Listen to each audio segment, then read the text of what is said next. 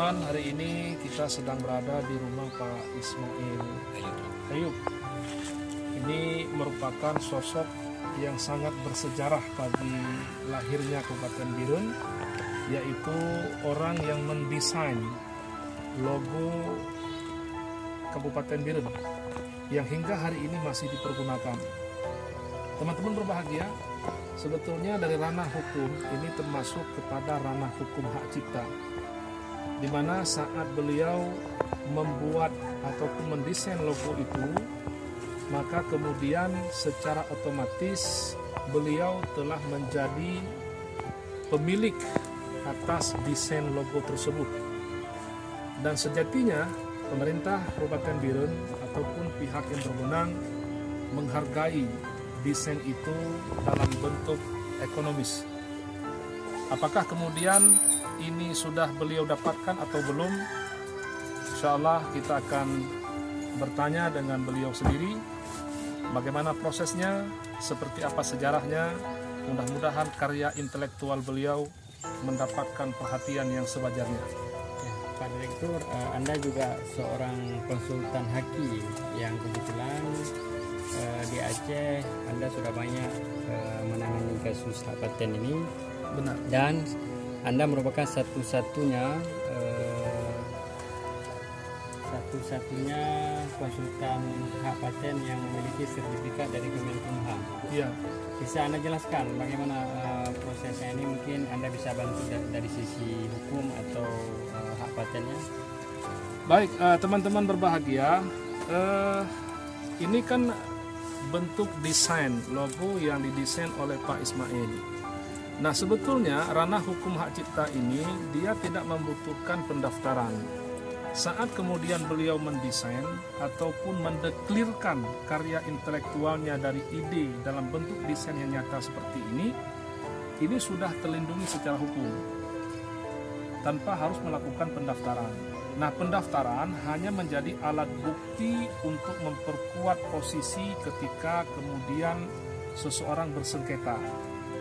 Jadi ranah hukum hak cipta ini tidak harus melakukan pendaftaran. Berbeda dengan ranah hukum hak kekayaan intelektual lainnya seperti merek dagang, desain industri, hak paten, dan sebagainya. Kalau hak cipta, begitu seseorang memfiksasikan idenya dalam alam nyata, kemudian berwujud, ini langsung mendapatkan pengakuan oleh negara berdasarkan undang-undang hak cipta itu sendiri. Nah, oleh karena itu saya kira Pak Ismail tidak harus melakukan pendaftaran, teman-teman. Hanya saja kemudian kita harus perjuangkan hak-hak beliau secara ekonomis selaku orang yang telah mendesain karya intelektual ini. Ini karya Anda ya Pak? Ya. Bisa dijelaskan mungkin Pak bagaimana ininya, Bisa. namanya, maknanya, Ya, bisa. semuanya? Baik, Yang kedua Renco, Renco, kepahlawanan. kepahlawanan. Ya.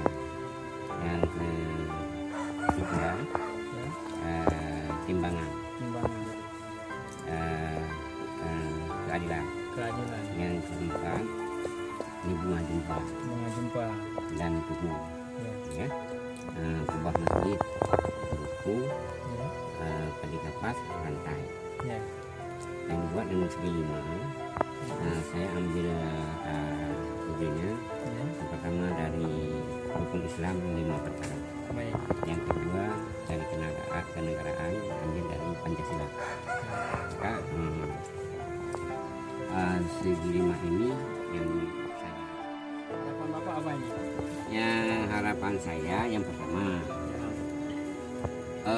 logo ini jangan diganti nama, karena yang desain ini saya. Teman-teman berbahagia, saya yang merupakan salah seorang konsultan hak kekayaan intelektual ataupun haki ataupun hak paten terdaftar di Kementerian Hukum dan HAM Republik Indonesia di Jakarta. Ada 2 persoalan penting dalam ranah hukum hak cipta itu. Dia ada persoalan pencipta dan juga ada persoalan pemegang hak cipta. Nah, ini antara pencipta dengan pemegang hak cipta merupakan 2 masalah penting dalam rezim hukum ini.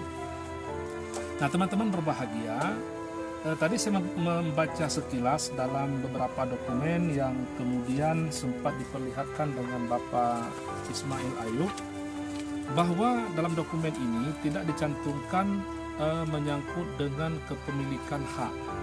Artinya, ketika Pak Ismail Ayub mendesain ini, maka otomatis ini menjadi milik beliau sendiri.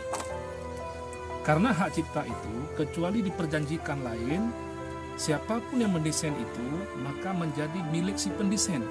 Kecuali diperjanjikan, ini milik pengkapiran, atau milik masyarakat mana, atau milik perusahaan apa. Nah, berdasarkan dokumen yang ada, tidak dicantumkan di sini milik siapa. Maka oleh karena itu, ini otomatis menjadi milik pribadi Pak Ismail Ayub. Itu yang pertama. Yang kedua, dalam ranah hukum hak cipta, dia selalu berbicara tentang dua persoalan. Pertama, hak ekonomi. Yang kedua, hak moral. Apa yang disebut dengan moral right dan economic right. Nah, oleh karena itu, berbicara hak ekonomi, sejatinya beliau sudah mendapatkan hak ekonomi yang luar biasa. Berbicara hak moral, maka sampai dengan kapanpun orang tidak boleh mengklaim kalau ini karya mereka. Karena ini memang betul-betul merupakan karya pribadi beliau sendiri. Kendati pada saat itu belum pernah didaftarkan perlindungan hukumnya. Nah, tadi saya katakan di awal bahwa siapapun orang yang memfiksasikan ide pikirannya dalam alam nyata, kemudian berguna bagi manusia lainnya, ini kemudian secara otomatis dia mendapatkan haknya, baik hak moral ataupun hak ekonomi. Nah, oleh karena itu, Lembaga Kemanusiaan ID Foundation dalam hal ini turut mendorong kita semua, masyarakat luas, pemerintah, dan pihak-pihak yang kemudian berkontribusi untuk itu, agar kembali memperhatikan kehidupan sang pencipta logo Kabupaten Biru. Semoga di usia beliau yang sudah senja mendapatkan kehidupan yang layak, dengan taraf kehidupan yang layak pula. Terima kasih. Bersama sang pencipta Bapak Ismail Ayub, bersama tokoh masyarakat, dan juga bersama kita ada beliau. Semoga semua pihak yang melihat dan mendengarkan ini bisa sama-sama mengingatkan